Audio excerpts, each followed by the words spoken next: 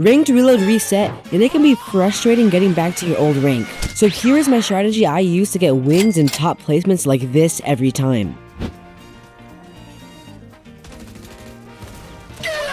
Stick around because this video will change your view of Ranked.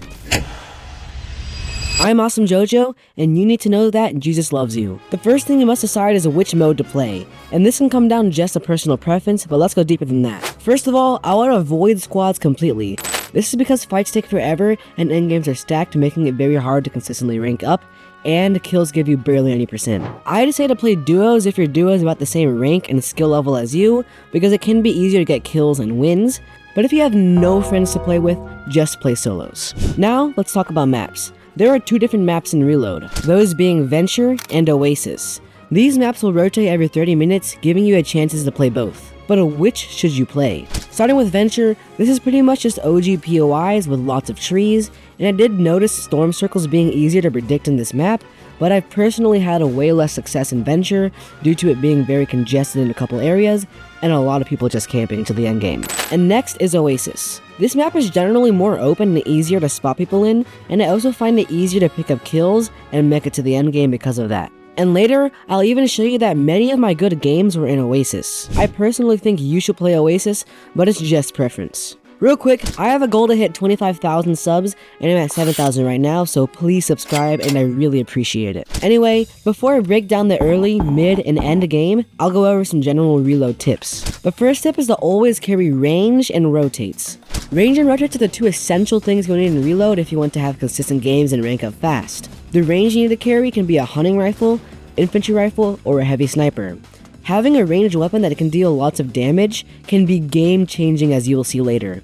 And they are super useful for wasting other people's heals and getting free kills. And now for rotates. You always need to be carrying a form of rotation such as shockwaves, grapplers, kinetic blades, or even launch pads. These are necessary in Reload because if you can't move fast, you will get caught up in fights, and by the time you rotate, it will be too late and you will get lobby focused. I like shockwaves the best because if you are in a congested area with multiple teams, you can easily get out of there. Tip number 2 is to learn the map. When I say learn the map, I mean know everything. If you know where all the chests are in your drop spot, you will have a way higher chance of winning than someone who doesn't know any chest spawns. And you shouldn't just know off-spawn loot, you should know the whole map.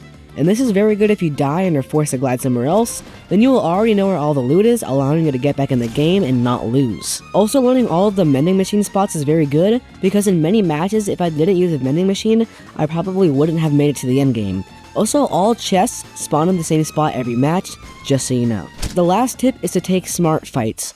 Reload is a game all about taking smart fights, and if you're really good at Fortnite but don't know how to take smart fights, you will have a hard time ranking up.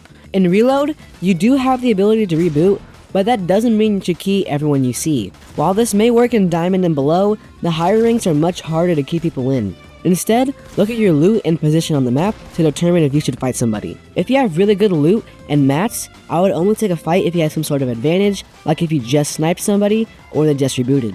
But otherwise, you will just be wasting mats and risk losing all of your good loot. Real quick, comment what rank you are in Reload. Anyway, it's time to explain the early, mid, and end the game. Starting with the early game is arguably the most important part of the game because the loot you get now can determine how the rest of your game goes.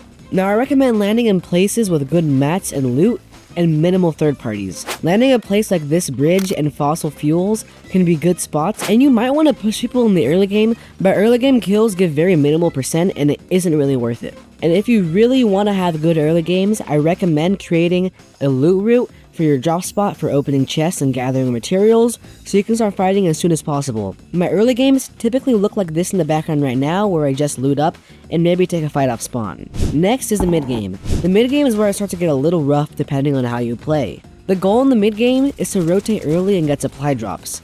This is the part of the game where I key the most and get a lot of kills. And this is the best time to fight because a lot of bad players are probably rebooting at this time and you can chase them down for kills. A lot of other players will also be fighting, so you could third party other people. The main goal of the mid game is to get kills and set yourself up for the end game. Last is the end game, and this is the hardest part of the game.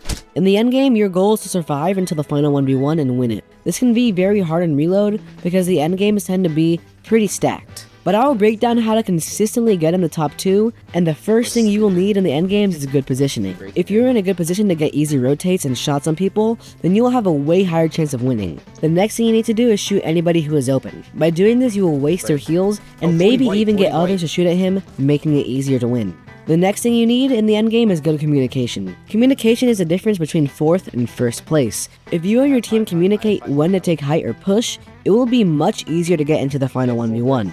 And the last thing you will need in the endgame is height. Height is arguably the most useful thing in the endgame, and not only are you invulnerable to most attacks, you can also easily spray people and pick up kills. Now I will break down my best endgames to show you what to do. So you've been seeing this game in the background recently, and it has been pretty scuffed, but by the moving zones we were able to get height and tilted and play out an almost perfect endgame. Gliding down there. 30 white, 60 white, dead. Nice, Jojo. Are they sorting up? No. Trying to get up to you.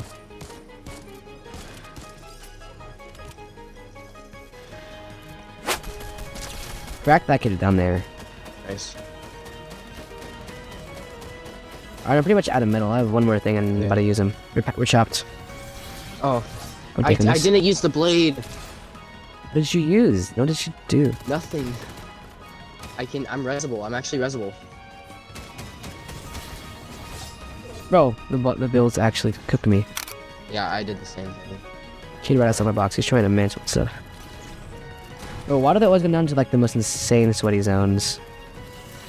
Move. I can't take storm. I can take one tick storm or a couple. I don't even have the time to heal. Yeah, up. I couldn't take storm. You died to storm? I'm still alive. I mean, I'm I just can't. crawling on can't top do of your anything. builds. Drop mats? Oh, I'm stuck. I might die right here.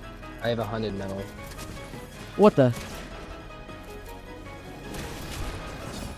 Get him, Jojo. Nice. 1v1. I can't do anything. I'm pretty much cooked. You're good. You have No! No. Second place. At the end, I should have gone for the kill instead of healing, but it's fine. In this game, I was super scuffed and had barely any loot because I just rebooted, but here's how to turn a scuffed game around. The first step is to look for an easy refresh. Right here, I try to sneak up to this guy and eventually fight him.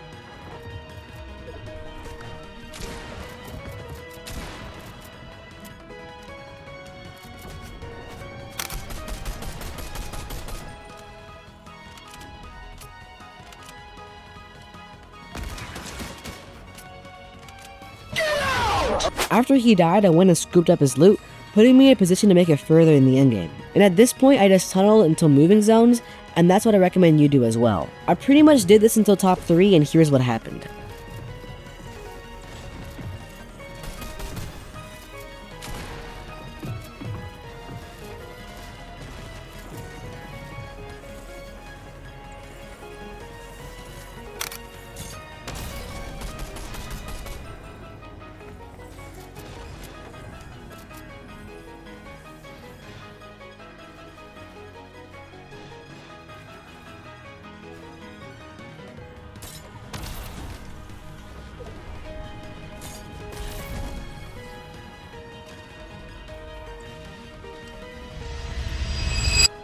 I tried to make it to the vending machine but failed, and with this game I hit champion.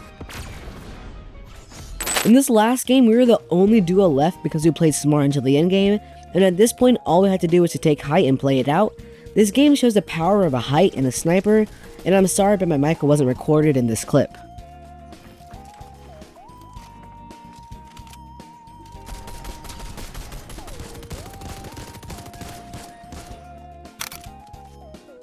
These guys are idiots. They're fighting each other. They're idiots. If one of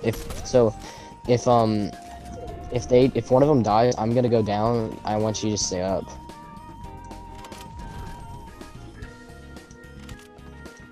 Yeah. Boom! Headshot! Alright, I'm going down.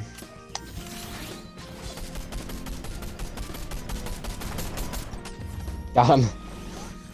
Let's go.